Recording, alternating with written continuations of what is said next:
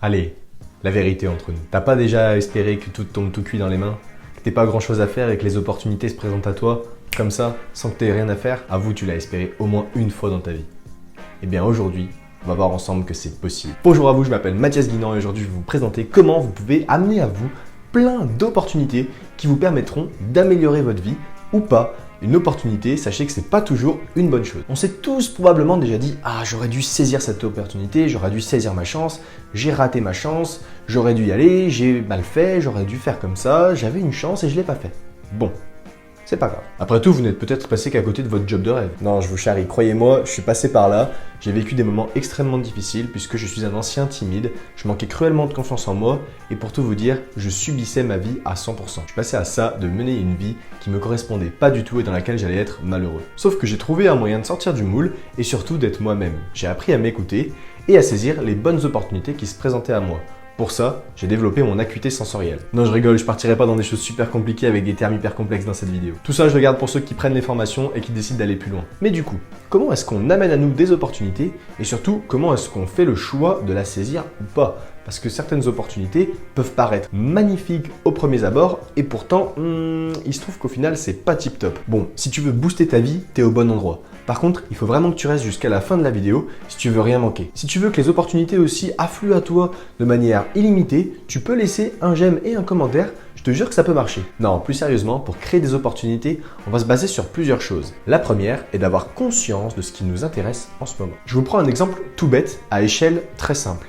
Si actuellement, vous avez très envie d'une pizza, vous allez avoir vos sens qui vont se concentrer sur les pizzerias. Quand vous allez passer devant une pizzeria, vous allez la repérer, vous allez sentir l'odeur des pizzas qui sont là.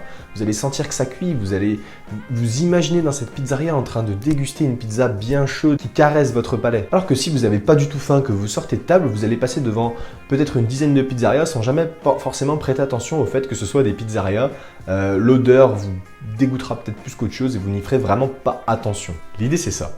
Parce que quand vous allez avoir conscience de ce que vous cherchez, vous allez être hyper attentif aux moindres détails qui concernent votre objectif. Vous allez développer une espèce de focus automatique. Dans un second temps, c'est intéressant d'être focus, mais le mieux, c'est non seulement d'être concentré sur ce qui vous intéresse, mais en plus de ça, d'en parler. Parce que c'est ça qui va réellement créer les opportunités. C'est d'en parler à d'autres personnes parce que c'est eux qui vont vous les amener, ces opportunités. Et oui, malheureusement, les opportunités, elles tombent pas du ciel, elles n'arrivent pas en pigeon voyageur à votre fenêtre. Il va falloir que ce soit d'autres personnes qui vous mettent en relation, qui vous proposent des choses, et pour ça, il va falloir créer du lien social. Et c'est pour ça que je trouve très important de développer ses compétences sociales, sa communication, et c'est ce que j'enseigne dans mes formations. Je vais vous donner un exemple assez cool. C'est qu'actuellement, je suis en master entrepreneuriat, je développe mes capacités à entreprendre et créer une entreprise prolifique. On doit se prêter à un exercice qui veut que pendant 180 secondes, on sorte de notre zone de confort avec un travail qu'on a préparé qui parle de nous ou de notre projet, dans un format original. Notre intervenante nous a expliqué que l'année dernière, quelqu'un ne savait absolument pas ce qu'il allait faire la veille pour le lendemain. Il en a parlé dans un magasin de sport, là où il était vendeur, et il se trouve qu'il est tombé sur un artiste. Et en discutant de ça avec lui, en lui parlant de ce qu'il avait à faire, l'artiste a accepté de venir dans le cours et de faire une représentation pour sa présentation à lui de 180 secondes, ce qui fait qu'il a pu délivrer quelque chose d'original et saisir du coup l'opportunité qu'il s'est créée en parlant de ce qu'il avait à faire. Vraiment, quand vous êtes dans le rouge, quand vous n'avez que votre objectif en tête, vous allez avoir tendance à voir les opportunités par vous-même de partout, à condition de ne pas rester dans votre coin. Et oui, la chance, ça se provoque. Par exemple, au poker. Vous avez une super main, paire d'as, la meilleure main possible au poker. Vous pourrez vous dire « Ah, c'est de la chance, c'est les probabilités qui ont voulu que cette main arrive. » Mais peut-être que la personne n'a pas joué une dizaine, une quinzaine de coups précédents jusqu'à saisir la bonne opportunité. Et c'est ça qui est malin aussi dans les opportunités, c'est qu'il faut les sélectionner. Puisque si vous êtes vraiment attentif, vous allez voir qu'elles affluent dans tous les sens. Et vous allez avoir tendance à toutes les saisir. Et si vous faites ça, vous allez rentrer dans une spirale infernale et au final, ne pas saisir la bonne opportunité, celle qui va vraiment vous apporter les résultats que vous cherchez. Mais du coup, comment on saisit bien une opportunité? En réalité, c'est très simple. Il faut connaître votre système de valeurs. Je ne vais pas détailler ça dans cette vidéo. Si vous voulez plus d'informations là-dessus, vous m'envoyez un message ou alors vous vous inscrivez dans le lien qui est dans la description. Connaître son système de valeurs va vous permettre de savoir clairement ce qui est le plus important pour vous. vous allez échelonner vos valeurs. Par exemple, pour ma part, la valeur la plus élevée, c'est la liberté.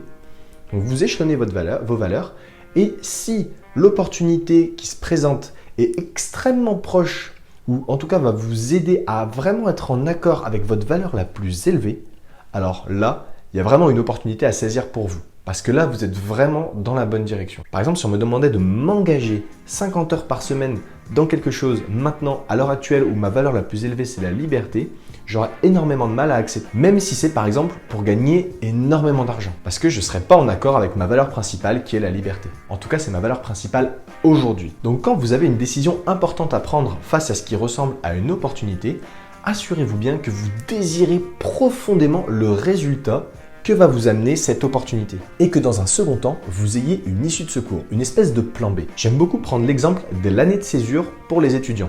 C'est une aventure de partir en année de césure à l'étranger par exemple, pour un étudiant entre son Master 1 et son Master 2, ou alors peut-être en licence, peu importe, vous pouvez couper vos études une année et vous avez le plan B, c'est-à-dire que si vous partez pendant un an et que vous travaillez dur à l'étranger, que vous découvrez des nouvelles choses et que vous avez une superbe opportunité, que vous décidez finalement de ne pas reprendre vos études, vous pouvez. Et à l'inverse, si ça se passe pas si bien et que finalement vous avez quand même envie de reprendre vos études après un an, eh bien c'est possible. C'est-à-dire que vous saisissez une opportunité qui n'est pas définitive.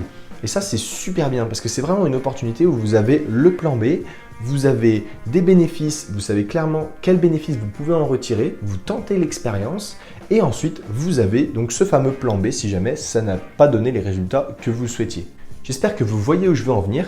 Donc maintenant, je vais faire un petit résumé de ce que je viens de vous dire. Première chose, soyez conscient des opportunités que vous cherchez. Est-ce que vous cherchez un job? Est-ce que vous cherchez une femme? Est-ce que vous cherchez à créer des amitiés? Deuxième chose, parlez autour de vous de ce que vous recherchez. C'est les autres personnes qui vont vous amener les opportunités. Troisième chose, clarifiez vos valeurs et prenez bien le soin de vérifier que on vous propose, que l'opportunité est bien en accord avec vos valeurs les plus élevées. Et enfin, assurez-vous d'avoir quand même un plan B si jamais l'opportunité ne donne pas les résultats que vous souhaitiez. J'espère maintenant que les opportunités vont affluer de tous les côtés pour vous.